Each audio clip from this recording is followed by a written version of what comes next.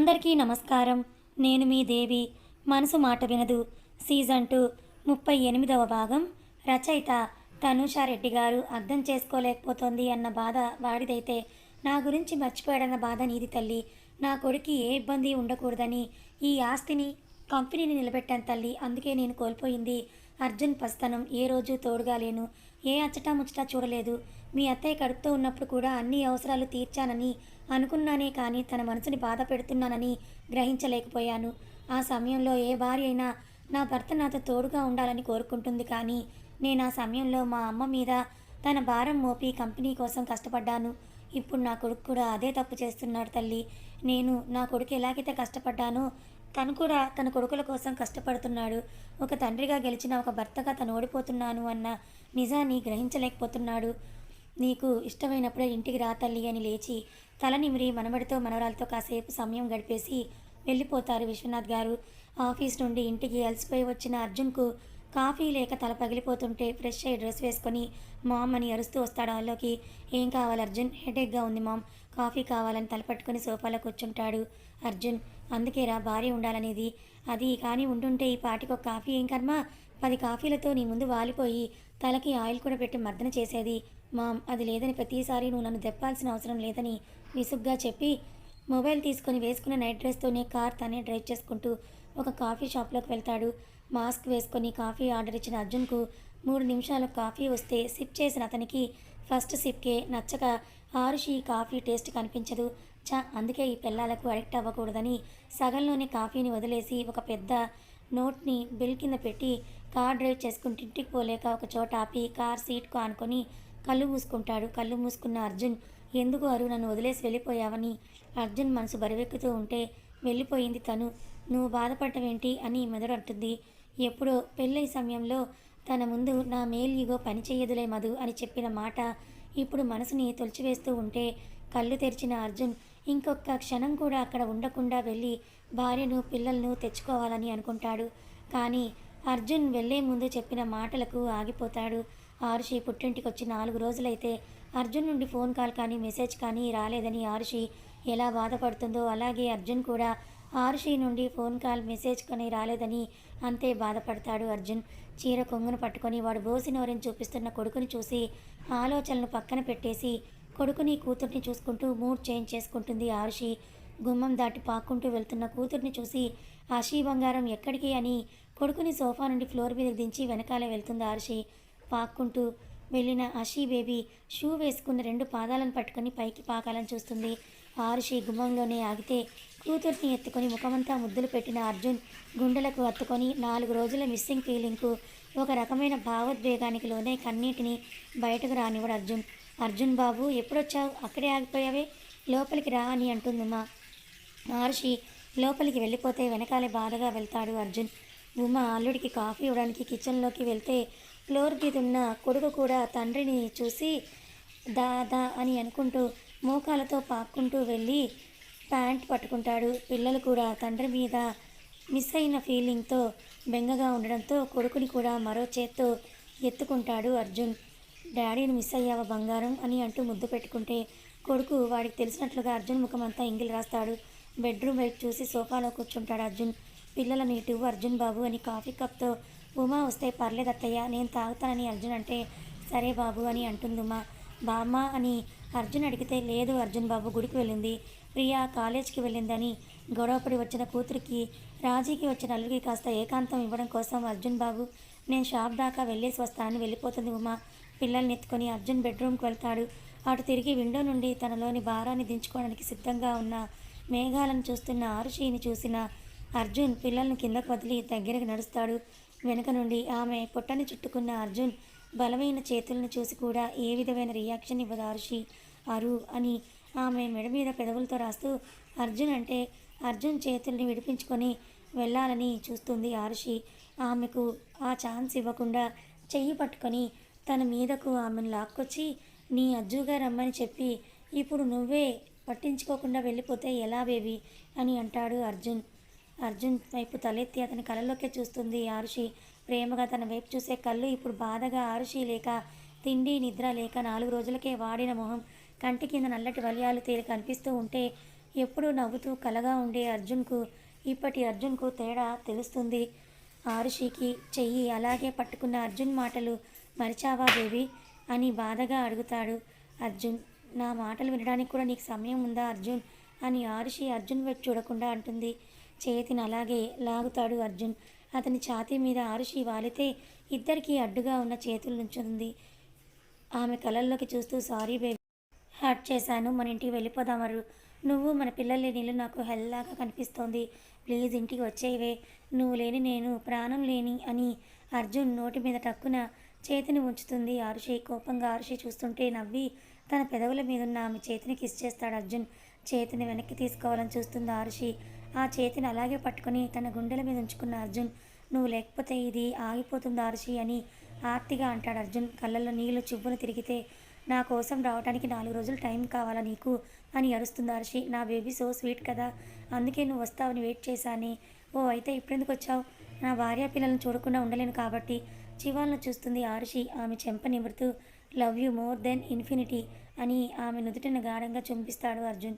అర్జున్ ఛాతీ మీద చెయ్యేసి వెనక్కి నెడితే నీరసంగా ఉన్న అర్జున్ వెనక్కి 2 అడుగులు వేసి, నీ చేత్తో తినాలని ఉంది, నా కోసం కుక్ చేస్తావా బేబీ అని నవ్వుతూ అడుగుతాడు అర్జున్. కోపంగా చూసి బొమ్మలను ఇంకా రాని పళ్ళతో పీకేస్తున్న కొడుకుని కూతుర్ని చూసి కిచెన్లోకి వెళ్తుంది ఆరుషి. ఆరుషిని చూసి నవ్వుకుని కొడుకుని కూతుర్ని ఆడిస్తూ మై చామ్స్ అని ముద్దులు పెడుతూ అర్జున్ బిజీ అయితే కిచెన్లో బొడ్లో చీర దూపిన ఆరుషి అర్జున్ కోసం కుక్ చేయడం స్టార్ట్ చేస్తుంది. వాటర్ కోసం చూసిన అర్జున్కు జుట్టు ముడిపెట్టి కొంగు బొడ్లో దోపుకున్న ఆరుషి నడుము కనిపించి మది వశం తప్పితే కిచెన్లోకి వెళ్తాడు. కబోర్డ్స్లో జాడీ అందక ఆరుషి ఇబ్బంది పడుతుంటే వెనకాల నుండి చేతిని పైకి చాపిన అర్జున్ ఆ జాడీ తీసిస్తాడు. తన నగ్న వీపుకు తగులుతున్న ఓపెన్ షర్ట్ నుండి అతని ఛాతీ తగులుతూ ఉంటే గుండె వేగం పెరుగుతుంది ఆరుషికు. కవ్విస్తున్న ఆమె నడుము వంపును అరచేత బంధించి ఐ మిస్ ఇట్ అని అంటాడు అర్జున్. కొంగుని లాక్కొని చెయ్యి తీయాలని చూస్తున్న అర్షికి అది అంతకు బిగుస్తూ ఉంటే ఇట్స్ హర్టింగ్, వదులు అర్జున్, నేను కుక్ చేయాలని అంటుంది ఆరుషి. నాకు కూడా నువ్వు ఇలా దూరం పెడుతుంటే ఇంకా ఎక్కువ హర్టింగ్గా ఉంది బేబీ, ఏం చెయ్యను అని చేతిని తొలగించి చూసిన అర్జున్ నడుము మీద పడిన ఫింగర్ ప్రింట్స్కు నవ్వుతాడు. కోపంగా చూసి నువ్వు ఇక్కడే ఉంటే నేను వంట చేయలేను, కిచెన్లో నుండి బయటకు వెళ్తేనే వంట చేస్తానని అంటుంది ఆరుషి. నా కోసమే కదా ముందు ఇక్కడ అని గుండె మీద ఆమె చేతులుంచుకొని మందు రాసి అప్పుడు నీ వర్క్ చూసుకో అని అంటాడు అర్జున్.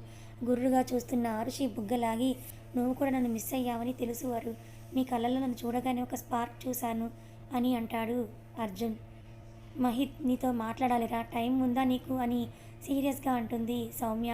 నీతో మాట్లాడడానికి టైం లేకపోవడం ఏంటి మమ్మీ, నీ పెళ్ళంతో 4 మాటలు మాట్లాడడానికి నీకు ఎలాగో టైం ఉండట్లేదు కదరా, కనీసం అమ్మతో అయినా మాట్లాడడానికి నీకు టైం ఉందో లేదో అని అడిగాను అని అంటుంది సౌమ్య. హాల్లోనే ఉన్న శ్రద్ధ వైపు సీరియస్గా చూస్తాడు మహిత్.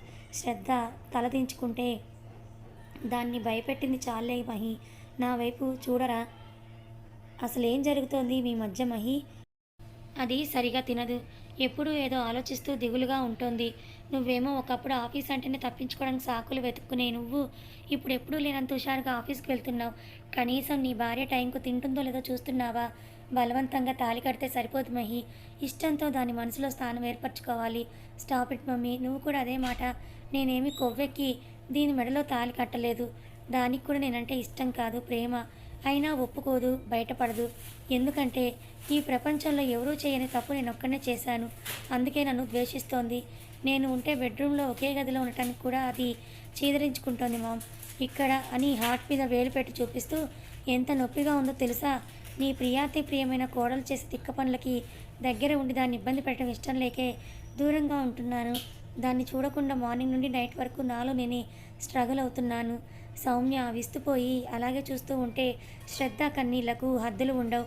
అందుకే నేను ఒక నిర్ణయం తీసుకున్నాను మమ్మీ, ఇష్టం లేనప్పుడు ఇక్కడే ఉండి తను బాధపడాల్సిన అవసరం లేదు కదా, అందుకే డివోర్స్కి అప్లై చేశాను.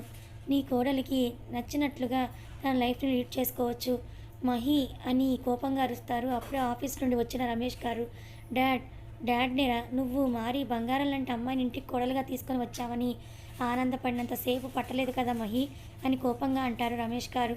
తనకి ఇష్టం లేకుండా చేసి తప్పు చేశాను, ఇప్పుడు కూడా నా తప్పుని సరిదిద్దుకోలేకపోతే దాని ఏడుపుకు నేనే కారణం అవుతాను కదా డాడ్. అది కాదు మహి అని సౌమ్య అంటుంటే ఒక్క నిమిషం ఆంటీ అని కన్నీళ్ళు తుడుచుకొని మహిత్ ముందు నిలబడుతుంది శ్రద్ధ. ఆమెనే చూస్తున్న మహిత్కు శ్రద్ధ సూటిగా చూస్తూ, ఈ బుద్ధి నా మెడలో తాళకట్టేటప్పుడు ఏమైపోయింది మహిత్ అని అడుగుతుంది శ్రద్ధ. నన్ను ఎక్స్క్యూజ్ చేస్తావని అనుకున్నాను Shraddha, but you prove me wrong. నీ మనసులో నాకు స్థానం లేదని తేల్చేశావు. ఓ అని నువ్వే డిసైడ్ చేసేసావా? అసలు నువ్వెవరు నాకు విడాకులు ఇవ్వడానికి? నా భర్తగా నిన్ను యాక్సెప్ట్ చేయలేదు కదా, మరి ఏ కారణంతో నాకు డివోర్స్ ఇస్తావు? నా కళ్ళ ముందే నువ్వు వేరే అమ్మాయితో అంత క్లోజ్గా ఉండి రొమాన్స్ చేస్తున్నా నేను నిన్ను ఫర్గివ్ చేసేసి నీకు భార్యగా ఉండాలి అంతేనా? నీ స్థానంలో ఆ రోజు నేనుంటే, వేరే మగాడితో అలాగే చనువుగా ఉంటే did you accept it Mahith? Shraddha చెంపకు ఇంచు దూరంలో మహిత్ చెయ్యి ఆగుతుంది. అమ్మాయి అడుగుతోంది కదరా, సమాధానం చెప్పు అని అంటారు రమేష్ గారు. డాడ్, ఇది నాకు తనకు సంబంధించిన విషయం, మేమే హ్యాండిల్ చేసుకుంటామని శ్రద్ధ రెక్క పట్టుకొని బెడ్రూమ్కి లాక్కొని వెళ్తాడు మహిత్. మహి అని సౌమ్య వెనకాల వెళ్తుంటే రమేష్ ఆపి, నీ కొడుకు చెప్పింది వినిపించలేదా సౌమ్య అని అంటారు రమేష్ గారు. కోపంగా దాన్ని తీసుకొని వెళ్ళాడండి. కోపంతో చేయి చేసుకుంటాడేమోనని భయంగా ఉందని సౌమ్య కంగారు పడితే, ఏమీ అవ్వదు నువ్వు కంగారు పడకని నిట్టూర్చి బెడ్రూమ్కి వెళ్ళిపోతారు రమేష్ గారు. వెనకాలే సౌమ్య కూడా వెళ్తుంది. గుర్రుగా చూస్తున్న ఆరుషి బుగ్గలాగి, నువ్వు కూడా నన్ను మిస్ అయ్యావని తెలుసు వారు. నీ కళ్ళల్లో నన్ను చూడగానే ఒక స్పార్క్ చూశాను, వదులు అర్జున్ అని ఆరుషి కోపంగా అంటే, నడుం మీద నుంచి చేతిని నాభి మీదుగా తీసుకొని వెళ్తూ ఉంటే చేతి మీద ఒకటేస్తుంది ఆరుషి. బేబీ అజ్జు అనవే అని గోముగా అంటాడు ఆరుషిని అర్జున్. పిల్లలున్నారు కామ్గా ఉండు అని ఆరుషి అర్జున్ని వేలు చూపించి వార్నింగ్ ఇస్తున్నట్లుగా చూపిస్తూ ఉంటే, నీకు పాత అర్జునే కరెక్ట్, మంచిగా చెప్తే వినవని వెనక్కి వెళ్తున్న ఆరుషి నడుము చుట్టూ పట్టుని బిగించి ఎర్రటి లేత గులాబీ లాంటి పెదాలను అందుకుంటాడు అర్జున్. గింజుకుంటున్న ఆరుషి చేతుల్ని వెనక్కి మడిచి ముద్దులో తీవ్రత పెంచుతాడు అర్జున్. మిస్ అయిన ఫీలింగ్ ముద్దుతో తీర్చుకున్న అర్జున్, రెడీ అవ్వు, 10 మినిట్స్ టైం ఇస్తున్నాను, రెడీ అవ్వకపోతే ఇలాగే మన ఇంటికి లాక్కొని వెళ్ళిపోతాని తన స్టైల్లో వార్నింగ్ ఇచ్చి కొడుకుని కూతుర్ని మళ్ళీ హాల్లోకి తీసుకొని వెళ్ళి ఆడిస్తూ ఏడుస్తున్న కూతురికి సెప్పర్ అందిస్తాడు అర్జున్. కోపంగా చూసిన ఆరుషి నేను రానని గట్టిగా చెప్పి హ్యాండ్స్ ఫోల్డ్ చేసుకుంటుంది. ఎత్తుకొని తీసుకొని వెళ్తే చుట్టుపక్కల ఆంటీస్ నోర్లు కప్పల్లా కళ్ళు డైనోసార్ గుడ్లలా చేసుకొని చూస్తారు. ఆ తర్వాత నీ ఇష్టమని అంటాడు అర్జున్. కోపంగా చూసి ఫ్రెష్ అవ్వడానికి వెళ్తుంది ఆరుషి. శారీ కట్టుకొని హెయిర్ను వన్ సైడ్ వేసుకొని తన హ్యాండ్ బ్యాగ్ మాత్రమే తీసుకొని కారులో కూర్చుంటుంది. హలో మిస్సెస్ అర్జున్ దేవ్ వర్మ గారు, ఫ్రంట్ సీట్లో కూర్చుంటే డ్రైవింగ్ ఎవరు చేస్తారు? ఏ తమరికి రాదా? వచ్చు, కానీ నా వైఫ్ డ్రైవింగ్ స్కిల్స్ ఇష్టం నాకు. కొడుకుని కూతుర్ని కూర్చోబెట్టుకొని ఆలోపు వచ్చిన ఉమాకు వెళ్ళొస్తాం అత్తయ్య, థ్యాంక్స్ ఈ 4 రోజులు ఈ పిచ్చిని భరించినందుకు అని అంటాడు అర్జున్ నవ్వుతూ. ఆరుషి కళ్ళు ఎర్రబడతాయి ఆ మాటలు విని. ఉమా కూడా నవ్వుతూ జాగ్రత్త అర్జున్ బాబు, దానికి ఇంకా కోపం పోలేదని అంటుంది. నేను చూసుకుంటాను కదా అత్తయ్య, బాయ్, బామ్మగారికి చెప్పండి అని కూర్చుంటాడు. తల్లి వైపు సీరియస్గా చూస్తూ, ఆ అమ్మలున్నారే అస్సలు నమ్మకూడదు, అల్లులు రాగానే పార్టీ మార్చేస్తారు, కూతుర్ని విలన్ చేసేస్తారని పళ్ళు నూరి కారును ముందుకు దూకిస్తుంది ఆరుషి. కొంచెం దూరం వెళ్ళాక అరు గో స్లో అని గట్టిగా చెప్పి సాంగ్స్ ప్లే చేసి పిల్లల్ని హత్తుకొని సీట్కి వెనక్కి తల నుంచి కళ్ళు మూస్తాడు అర్జున్. ఈలోపు ఎవరో కుర్ర బ్యాచ్ కార్స్ రయ్యం అని పోనిస్తూ ఊరికే పోక ఏ యూ లూజర్ అని అరుస్తారు. ఎంత పొగరు అని ఆరుషి గేర్ మార్చాలని చూసి ప్రశాంతంగా పడుకున్న పిల్లలను భర్తను చూసి ఆ ప్రయత్నం ఆపేస్తుంది. కళ్ళు మూసుకొని ఉన్న Arjun change the gear cross 140 అని గంభీరంగా చెప్తాడు. Arjun, are you sure? పిల్లలు ఉన్నారు Arju, you trust me right అని అర్జున్ అంటుండగానే ఆరుషి స్పీడ్ను పెంచుతుంది. 2 నిమిషాల్లో ఆ కారును ఓవర్టేక్ చేస్తే, రే ఒక అమ్మాయిరా పరువు పోయిందని ఒకడు నవ్వితే వాడు కసిగా డ్రైవింగ్ చేస్తూ ఆరుషికి గట్టి పోటీ ఇస్తాడు. నీ మామయ్య నేర్పించింది ఇదేనా తింగరి అని అర్జున్ అంటే గేర్ రాడ్ మీద చెయ్యేసి గేర్ చేంజ్ చేసి యాక్సిలేటర్ తొక్కుతుంది ఆరుషి.